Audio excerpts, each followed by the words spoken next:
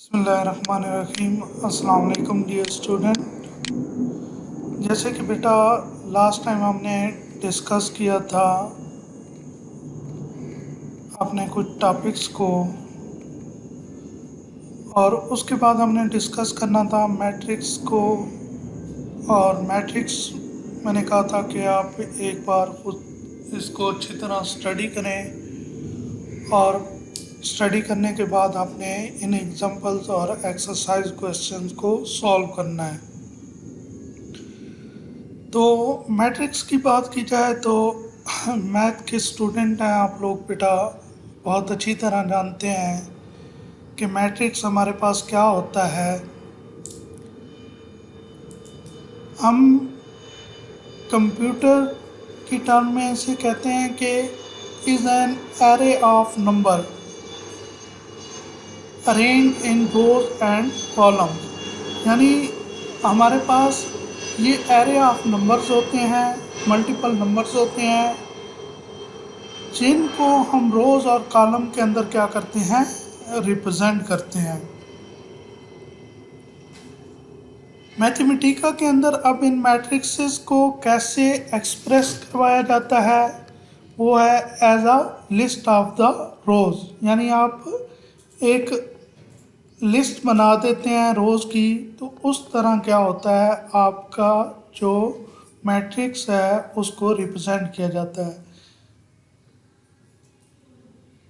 अब इसके अंदर अगर हम एग्जांपल देखें तो यहाँ पे हमने एक बी वेरिएबल लिया जिसके अंदर हमने 1 2 3 4, उसके बाद ABCD और 0, यानी हमने 3 उसके अंदर क्या की हैं, लिस्ट ऑफ रोज़ रखवाई हैं।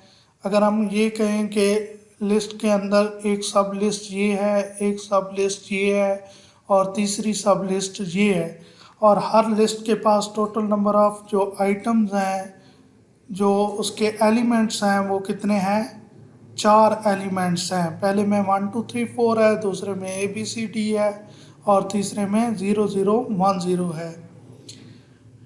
अब अगर हम इस तरह लिखें तो हमें जस्ट आउटपुट क्या मिलेगी, सेम ये आउटपुट मिलेगी जो आपको यहाँ पे नज़र भी आ रही है। ये देखें, ये आउट जो 191 है ये आपको नज़र भी आ रही है, ऐसे आउटपुट आपको मिलेगी।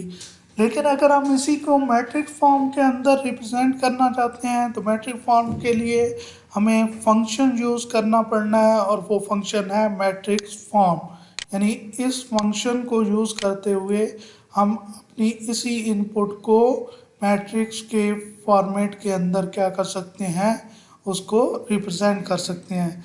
अब देखें कि हमने इसको इनपुट बी दी, बी के पास ये सारा डेटा है, और इसको हमने मैट्रिक फॉर्म फंक्शन को यूज़ करते हुए कहा है कि मैट्रिक फॉर्म के अंदर हमें इसकी आउटपुट शो करें।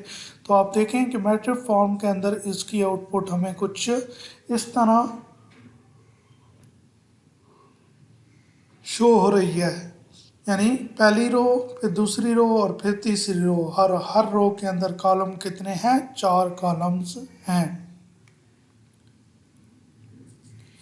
इसी तरह हम टेबल को भी यूज़ कर सकते हैं। हमें पता है टेबल से हम लिस्ट वगैरह क्रिएट कर सकते हैं।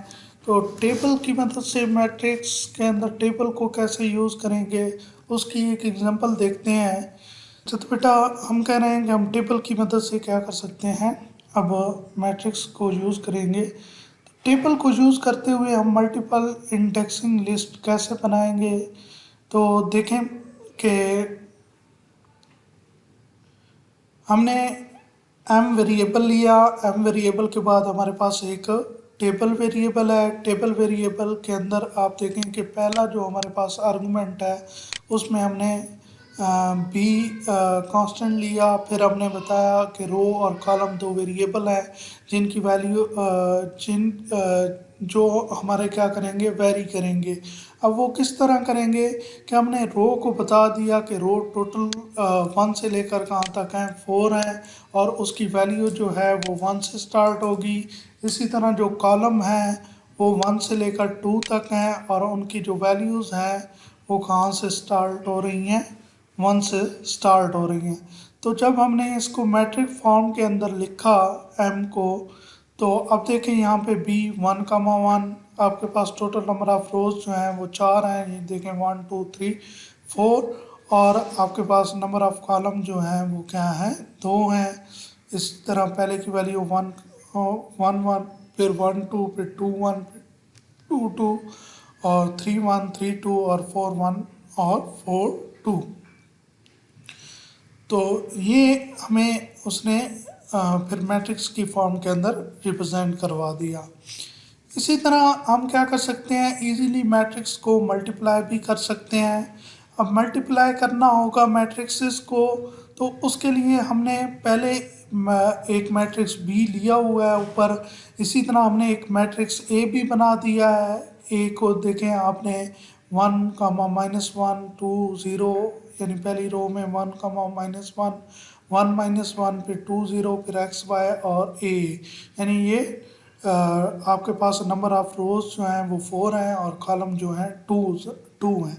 अब इनको जब आपने मल्टीप्लाई करना है तो आपने सिंपली बी डॉट ए लिखना है, तो उसकी मल्टीप्लिकेशन आपको शो हो जाएगी। ये हमें ए मैट्रिक्स यहाँ पे शो हो रहा है जो ऊपर ये बनाया था, और यहाँ पे हमें मल्टीप्लिकेशन यहाँ पे शो हो रही है। तो हम सिंपली इजीली क्या कर सकते हैं, मल्टीप्लाई कर सकते हैं मैट्रिक्स को।